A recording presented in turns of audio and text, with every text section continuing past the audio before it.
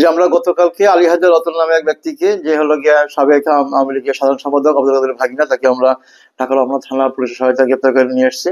তার বিরুদ্ধে আমার থানার 2টা হত্যা মামলা আছে, 5ই আগস্টের হত্যা মামলা আছে। আমরা তাকে সেই মামলা আজকে কোর্টে সোপর্দ করবো এবং তার বিরুদ্ধে আমরা সে এখানে আসার পর জানতে পেরেছি তার বিরুদ্ধে এখানে অনেক নামে বেনামে অনেক জমি জমা সম্পত্তি করেছে। আমি জানি না, এগুলো অফিসে বিভিন্ন লোক করতেছে আর কি। তাকে আমরা আমাদের এই মামলা আমরা কোর্টে সোপর্দ করেছি আজকে রিমান্ড আবেদন সহ।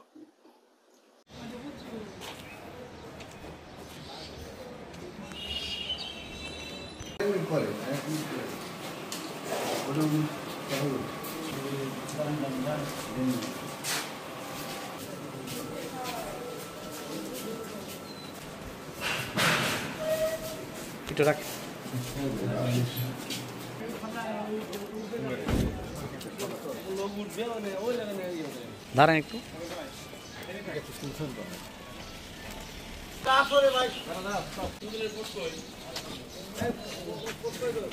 চারজন